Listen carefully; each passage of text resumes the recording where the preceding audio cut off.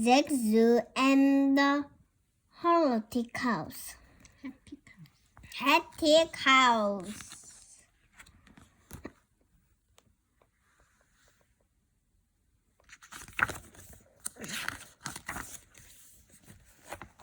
Zak Zoo lives in number 1 Africa Avenue. His mom and dad are away on safari, so his animal family is looking after it. Sometimes things get a little wild. One Wednesday night, Zak Zoo was pushed out of his bed by lots of sleeping animals.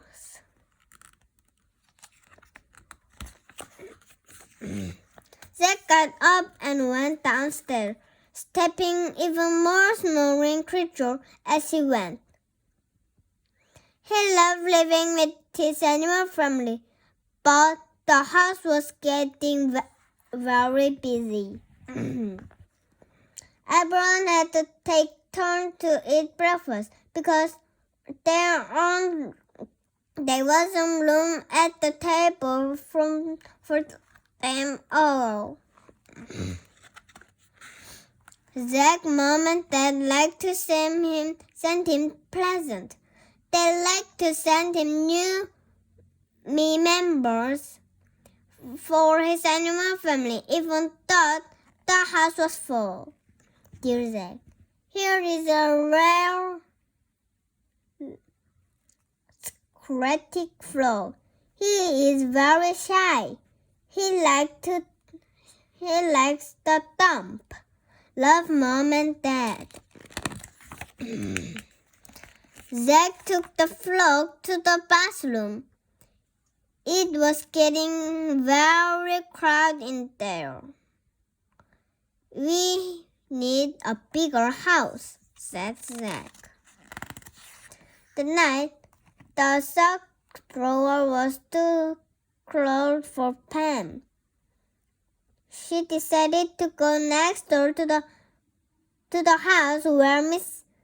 and Mrs. Nesbit lived. She hoped the Nesbit had a big bed with plenty of room in it for a friendly person. The Nesbit bed looked very comfortable. Pam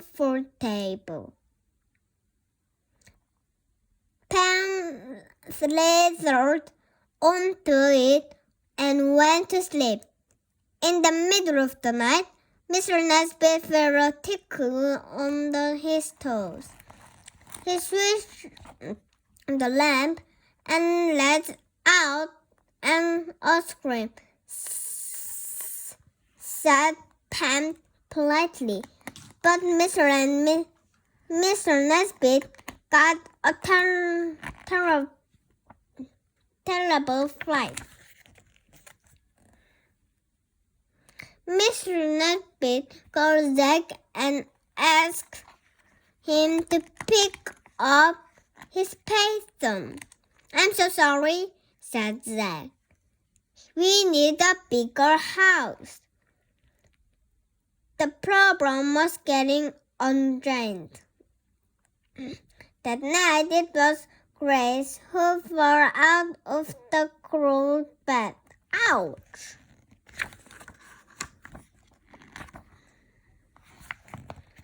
Grace decided that she would go next door too.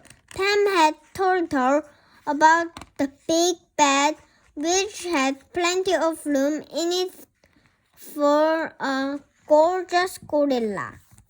Grace climbed into the Nesbit bed, scratched out and fell asleep. In the middle of the night, Mr. Nesbit felt a tickle on his nose and he switched on the lamp and got another terrible fright. Mr. Nesbit grabbed the phone and called Zak. I'm so sorry, said Zak. I will come over right away. After he had taken Grace home, Zak rang his best friend Mia. I need your help, He said, I need to find a bigger house. Okay, said Mia. But can you wait until the morning? I'm sleeping.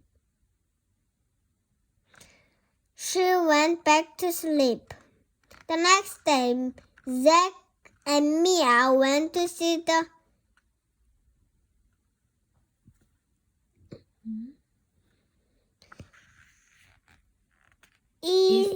estate agent. How many bedrooms do you need? The estate agent asked. About 30, said Zak. What? Said the agent.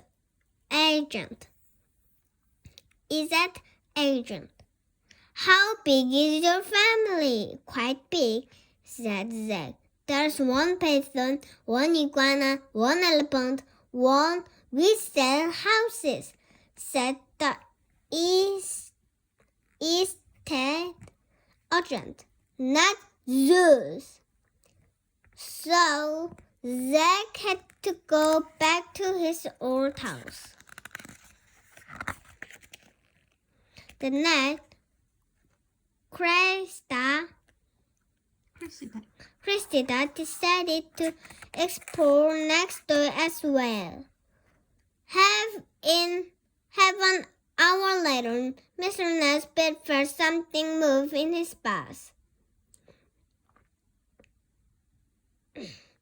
She shocked of finding a crocodile in his bath was so too much for Mr. Nesbitt. He fainted.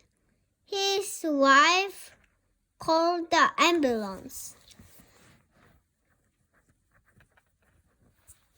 When Mr. Nesbitt was back from hospital, Zak went next door to see him. Cressida, come too. How are you feeling, Mr. Nesbitt? Calling Zak, but nobody replied. Please let us in, said Zak. Cressida would like to say sorry, but the Nesbitt just passed a note under the door. Zak, we are going on a very long holiday to a desert island. It's the doctor's orders. Goodbye forever. Best wishes, Mr. and Mrs. Nesbitt. The Nesbitt house stayed empty for the month. Nobody wanted to live next to a family of wild animals. Then Mia had a brilliant idea. She wrote to ask the Mr. Nesbitt if Zak's family could stay in their house. They write back saying yes. Zak made some change to the Nesbitt house. His animal family moved in. Zak wrote to the Nesbitt every month. Dear Mr. and Mrs. Nesbitt, we are still looking after your house. We had the cut a hole in the roof for the giraffe. But don't worry, the rain doesn't come in. Best wishes, Zak Zoo. But the Nesbitt never write back. Animal Free Zone. The end.